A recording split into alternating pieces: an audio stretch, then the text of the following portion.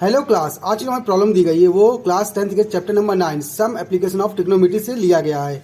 इसका ये question number 3 है। इसमें बताया गया है कि एक कॉन्ट्रैक्टर है, ठीक ना, जो प्लान करता है इंस्टॉल करने के लिए 2 स्लाइड है फॉर द चिल्ड्रन। किसके लिए? चिल्ड्रन के लिए, पार्क में खेलने के लिए। खेलने के लिए किसमें? पार्क में। तो हम 2 स्लाइड बनाते हैं। आपने देखा होगा या बचपन में खेला होगा स्लाइड को, तो उसका शेप कुछ ऐसा होता है। यहाँ आपकी सीढ़ियाँ लगी होती हैं, ठीक, और उसके बाद ये स्लाइड कुछ ऐसा आ रहा होता है। यही हमारा स्लाइड होता है, ठीक ना। अगर आप नोटिस करेंगे तो यहाँ से स्लाइड को हम बनाना चाहें तो कुछ इस फॉर्म में दे सकते हैं शेप इसका, क्योंकि असल में होता है ट्रायंगल। इतना क्लियर?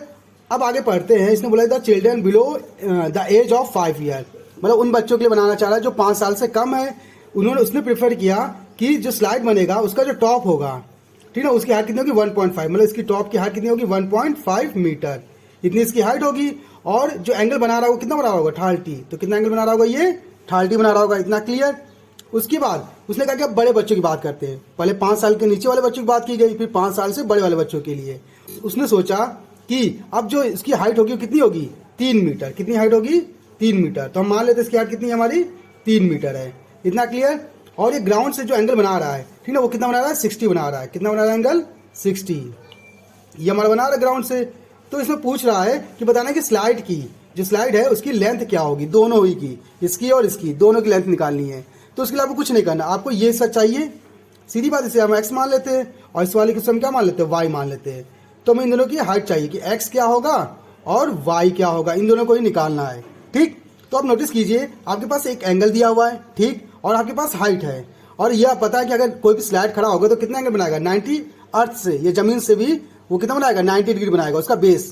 तो आप कह सकते हैं अगर ये 90 है तो 90 के सामने क्या हो जाएगा? ये हमारा हो जाएगा हाइपोटेन्यूज। ये हमारा हाइपोटेन्यूज और ये हमारा क्या बन गया? परपेंडिकुलर। अब परपेंडिकुलर और हाइपोटेन्यूज किस में होता है? सोच देखिए, साइन में होता है। किसमें? साइन थीटा में। तो हम यहाँ यूज करेंगे साइन थीटा। क्या होता है? Perpendicular upon hypotenuse. इतना क्लियर? अब थीटा यहाँ कितना दिया है? देखिए 30 दिया हुआ है, तो यहाँ थीटा क्या रखेंगे? 30। तो sine 30 equal to P. P कितना दिया? देखिए 1.5 परपेंडिकुलर, और हाइपोटेन्यूज हमें निकालना है तो उससे हम एक्स ले लेंगे। इतना क्लियर? अब साइन 30 की वैल्यू क्या होती है? हमें पता है साइन 30 की वैल्यू क्या होती है? 1/2 इक्वल टू 1.5 अपॉन में एक्स। अब क्रॉस मल्टीप्लाई करेंगे तो देखिए एक्स बन जा एक्स, 2 सेकंड कितना आएगा? 3 आ जाएगा। तो यहाँ से इसकी स्लाइड की जो लेंथ होगी वो कितनी आएगी? 3 मीटर आएगी। किसके लिए? 5 साल से छोटे वाले बच्चों के लिए, 5 ईयर बिलो चिल्ड्रन के लिए जो आएगी वो कितनी आएगी? X equal to 3 metre. इतना क्लियर? अब निकालेंगे बड़े बच्चों के लिए जो 5 साल से बड़े होंगे, तो उनके लिए भी नोटिस कीजिए, यहाँ तो बनेगा 90 के सामने ये हो गया हमारा हाइपोटेन्यूज, ये हो गया हमारा परपेंडिकुलर। तो फिर से हम क्या लगाएंगे? साइन थीटा ही लगाएंगे। तो साइन थीटा का फॉर्मूला हम नोटिस करेंगे, सेम फॉर्मूला होगा, sine theta equal to perpendicular upon hypotenuse. इस बार थीटा कितना लेंगे? 60। तो साइन 60 आ जाएगा इक्वल टू परपेंडिकुलर कितना दिया हमारा? यहाँ से यहाँ 3 दिया हुआ है, और हाइपोटेन्यूज हमने क्या लिया? y लिया है। इतना क्लियर? अब देखिए साइन 60 की वैल्यू क्या होती है? हमें पता है कि इसकी वैल्यू होती है √3/2 इक्वल टू 3/y। अब क्रॉस मल्टीप्लाई करेंगे तो y इक्वल टू क्या आएगा? 3 2 जा 6 अपॉन में √3। अब चूंकि हमको पता है कि नीचे रूट नहीं होना चाहिए, तो हम क्या करेंगे? कॉन्जुगेट से ऊपर नीचे मल्टीप्लाई करेंगे। तो यहाँ भी हम क्या करेंगे? कॉन्जुगेट से मल्टीप्लाई करेंगे तो हमारा क्या आएगा? 6√3 अपॉन में √3 3 आ जाएगा। 3 हो जाए 3 3 6, तो आंसर क्या आएगा? 2√3 मीटर। ये हमारी y की वैल्यू आ जाएगी।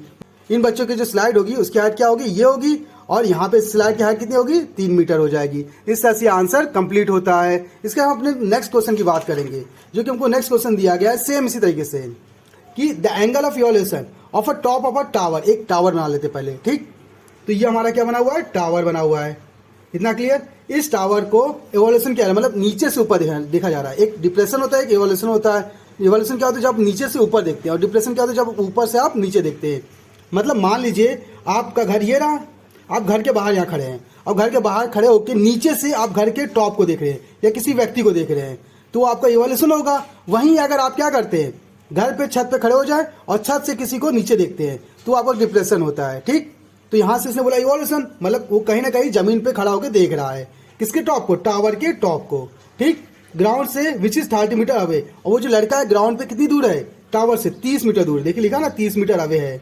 तो यहाँ से हम देखेंगे 30 मीटर अवे, हम मान लेते इतना है हमारा, और यहाँ पे वो लड़का खड़ा, और यहाँ से वो ऊपर की ओर देख रहा है। ये बोला ना इवोल्यूशन कर रहा है टावर के टॉप को। इतना क्लियर? और जो एंगल बना रहा है वो कितना बना रहा है? 30।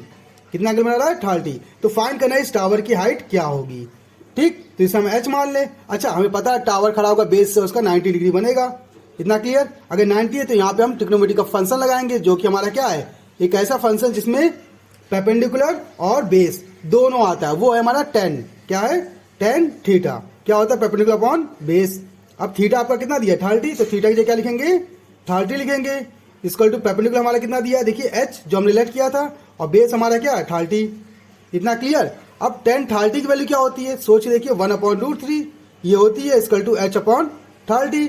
अब 30 अपॉन में उधर गया तो मल्टीप्लाई में, तो हमारा क्या आएगा 30/√3, ये आ जाएगा हमारी किसकी वैल्यू, h की वैल्यू आ जाएगी, इतना क्लियर। लेकिन हमें पता है कि रूट कभी भी नीचे नहीं होगा, तो हम क्या करेंगे, कॉन्जुगेट से मल्टीप्लाई। तो हमारा क्या आएगा, देखिए h इक्वल टू 30/√3, कॉन्जुगेट क्या लेंगे, √3 लेंगे, तो √3 से मल्टीप्लाई किया ऊपर नीचे। अब ये से करें तो क्या आएगा, 30√3 आएगा। अब √3 हमारे क्या होगा 3 से काटेंगे कितना आएगा 10, तो कितना आ जाएगा 10√3। ये हमारी हाइट आ जाएगी किसकी, टावर की आ जाएगी। और यहाँ से हमारा ये आंसर कंप्लीट होता है। तो ऐसे ही इंटरेस्टिंग सवालों के लिए आप हमारे चैनल को सब्सक्राइब कर सकते हैं। अगर आपके पास मैथ से रिलेटेड कोई प्रॉब्लम है तो आप हमारे कमेंट बॉक्स में कमेंट करके हमें बता दीजिएगा, उसका सलूशन हम आपको बता देंगे। तो आज की क्लास के लिए धन्यवाद।